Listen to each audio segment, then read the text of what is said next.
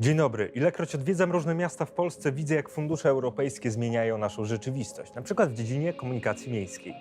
Transport publiczny jest tym dla naszego miasta, czym jest układ krwionośny dla człowieka. Dlatego nawet najmniejsza innowacja w dziedzinie komunikacji jest na wagę złota.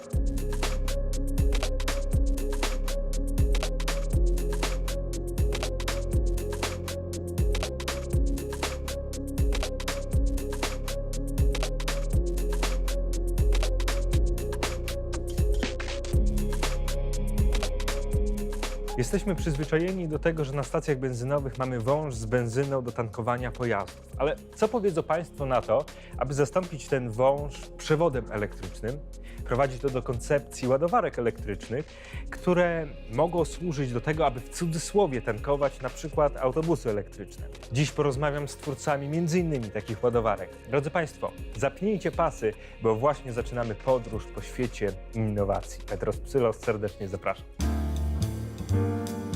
Pierwszy przystanek naszej podróży to spotkanie z Maciejem Wojeńskim, prezesem firmy Ekoenergetyka z Zielonej Góry. Ten 30-letni właściciel firmy, napędzany chęcią tworzenia innowacyjnych rozwiązań, skorzystał z funduszy europejskich, by znacząco rozwinąć własny biznes. Wraz ze wspólnikami zajmuje się projektowaniem i, co ważne, także produkowaniem stacji ładowania wysokiej mocy dla samochodów, autobusów i ciężarówek. W wizji ekosystemu transportu publicznego proponowanego przez jego firmę znaczące ograniczenie emisji szkodliwych spalin jest bardzo realne. Jest Pan wzorem tego, jak powinno komercjalizować się wynalazki, które tworzymy na uczelniach. Kiedyś Pan był studentem, członkiem koła naukowego, w ramach którego tworzyliście ładowarki do autobusów. Dziś te ładowarki Pana firma produkuje i zatrudnia przy okazji 100 osób. Dziękuję za miłe słowa na samym początku. Tak, to fakt. Dzięki temu, że trafił nam się taki bardzo dobry profesor, który nas prowadził przez studia i on angażował nas bardzo w działalność koła naukowego, które dokonało konwersji samochodu spalinowego na elektryczny. Ja byłem uczestnikiem tego projektu, a następnie wspólnie z grupą kolegów na naszą pracę dyplomową zbudowaliśmy pierwszą tak naprawdę w Polsce ładowarkę do samochodu elektrycznego wyprodukowaną przez studentów. I to był dla nas taki impuls do tego, żeby może spróbować skomercjalizować te doświadczenia ze studiów w prawdziwym biznesie. Od tego się właśnie zaczęło. Każdy z nas ma w domu ładowarki, ale ładowarki do telefonów komórkowych. Ładowanie autobusów, jeżeli chodzi o ideę, polega na tym samym. Tylko tam dysponujemy znacznie większymi energiami. Tak, dokładnie, dlatego że autobus jest dużym pojazdem, więc musi mieć stosunkowo większą pojemność baterii, żeby wozić pasażerów i żeby zrobić odpowiednią ilość kilometrów na swojej trasie. Idzie się w tym kierunku, żeby jednak właśnie w autobusy nie wkładać aż tak ogromnych tych pakietów bateryjnych, ponieważ one są po pierwsze drogie, a po drugie ciężkie, a autobus to nie jest elektrownia, żeby wozić baterie, tylko to jest transport publiczny, trzeba wozić tam pasażerów. Stąd powstała idea na infrastrukturę szybkiego ładowania autobusów elektrycznych na pętlach autobusowych czy na końcówkach linii.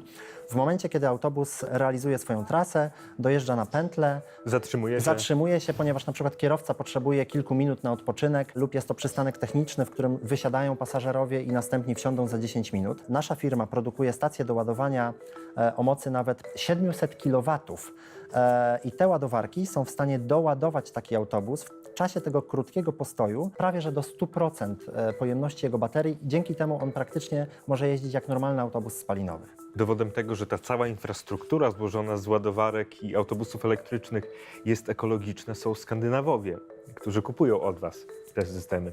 Tak, więc mamy swoje produkty już od Hiszpanii, przez Francję, właśnie po kraje skandynawskie, zarówno w Finlandii, Szwecji i Norwegii są nasze ładowarki, które ładują autobusy elektryczne na rzeczywistych liniach autobusowych i wożą pasażerów. Bez wątpienia robicie technologię na światowym poziomie, która jest ekologiczna i może być wszędzie wykorzystywana w transporcie. To dodatkowo jesteście świetnym przykładem tego, że motywacja i dążenie do celu sprzyja przedsiębiorczości. Kiedy doszliśmy do pewnego poziomu, który pozwolił nam korzystać z wszelkiego rodzaju wsparcia, to otworzyło przed nami też tak naprawdę nowe perspektywy.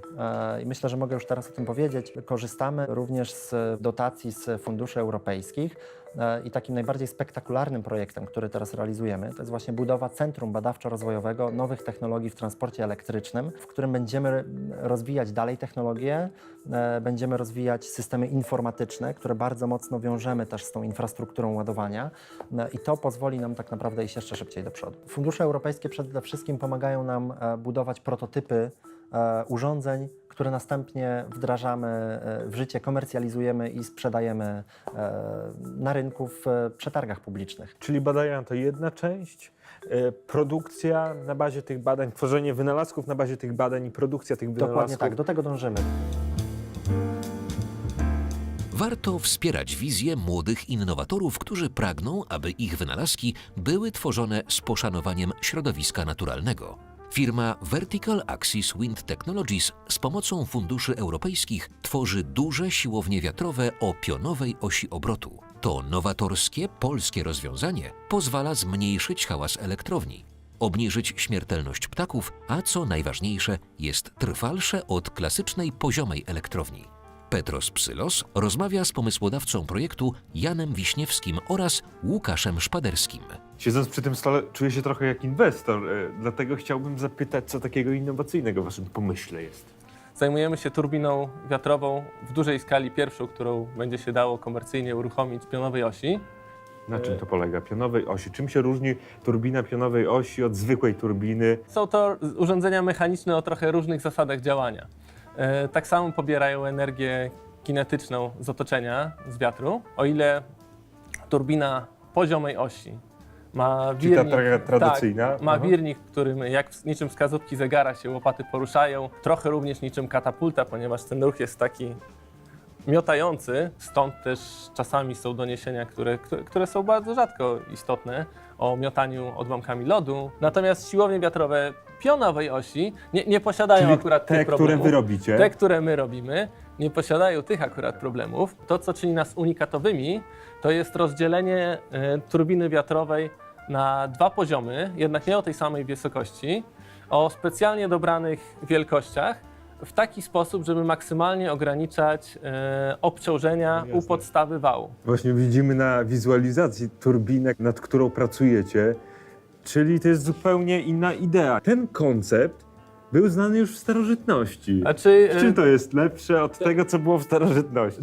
ten koncept był znany mniej więcej od IX wieku naszej ery, gdzie w Persji pierwsze turbiny No pionowej właśnie. osi powstały, natomiast bardzo dużo postępu zaszło od tego czasu. Konstrukcje siłowni wiatrowych pionowej osi, zwłaszcza dużych, mają tendencję do rozpadania się pod obciążeniami, bo te obciążenia mają charakter zmienny. Tak jak siłownia wiatrowa poziomej osi jest nastawiona pod stałym kątem do wiatru i łopaty go łapią pod stałym No kątem, tak w przypadku naszej siłowni, jak mamy łopatę siłowni i mamy kierunek napływu wiatru, no to ta łopata cały czas się przemieszcza, w każdym momencie cyklu jest pod innym kątem. W waszej współpracy bardzo mi się podoba to, że łączycie pierwiastek techniczny z pierwiastkiem biznesowym, tworząc zwartą drużynę, która nie tylko ma jednego rodzaju kompetencje, ale też drugiego. Właśnie takie drużyny, które robią bardzo innowacyjne projekty, są wspierane przez fundusze europejskie. Fundusze europejskie przede wszystkim pozwoliły nam w ogóle ruszyć z projektem, tak, bo na początku przy startupach mamy parę możliwości jakby finansowania, tak zwana zasada 3F, Friends, Fools and Family, no już przestała działać tak naprawdę w momencie, kiedy mamy tak duże możliwości zdobycia środków europejskich, tak? Czy to są granty, czy to są fundusze inwestycyjne wspierane rzeczywiście środkami europejskimi i tak naprawdę no bez tego byłoby nam dużo ciężej. Fundusze europejskie wspierają tak innowacyjne projekty. Wasz projekt jest bardzo innowacyjny. Czy możliwe byłoby stworzenie prototypu bez wsparcia funduszy europejskich? Pewnie tak, ale byłoby to utrudnione czasowo, jak i jakościowo. Na razie w polskim krajobrazie są turbiny tylko o poziomej osi obrotu. Ja chciałbym za 10 lat, żeby były turbiny tylko nasze o pionowej osi obrotu i chciałbym mieć zdjęcie zrobione na ich tle. Pani prezes, dlaczego innowacje w obszarze środowiska są tak ważne? Środowisko, czyli świat, w którym żyjemy, niestety jest w coraz gorszej kondycji. Kurczy się, bo jest nas coraz więcej, jest bardzo zaśmiecony, jest zatruty. Dlaczego te innowacje są tak ważne? Dlatego, że środowisko to jest praktycznie pełne spektrum naszego życia. Począwszy od powietrza zanieczyszczonego, którym oddychamy, poprzez kurczące się zasoby wody pitnej, żywność, produkcja żywności, rolnictwo, produkcja ubrań, to jest budownictwo, to jest sposób ogrzewania naszych domów, to jest transport, produkcja energii w ogóle. No i po prostu trzeba powiedzieć o zmianach klimatu, bo zmiany klimatu to jest naprawdę największe zagrożenie obecnie dla ludzkości. Jak fundusze europejskie nam pomagają dbać o środowisko? To jest naprawdę super, że tego typu projekty, wynalazki, innowacje mogą być wspierane z funduszy europejskich i są.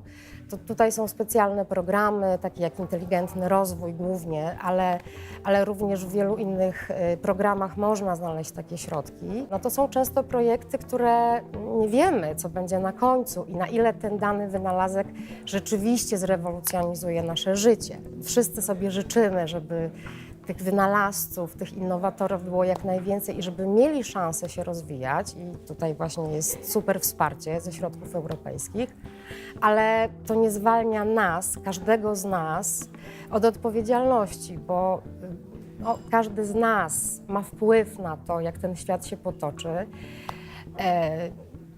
w codziennym życiu. To, w jaki sposób używamy energii, samochodów, ale też co kupujemy. Mówi się o tym, że to nasze pieniądze kształtują świat, to znaczy nasze wybory konsumenckie sprawiają, że ten świat wygląda tak lub inaczej. I warto o tym pamiętać przed pójściem na zakupy. Więcej informacji na temat funduszy europejskich można znaleźć na stronie internetowej www.funduszeeuropejskie.gov.pl.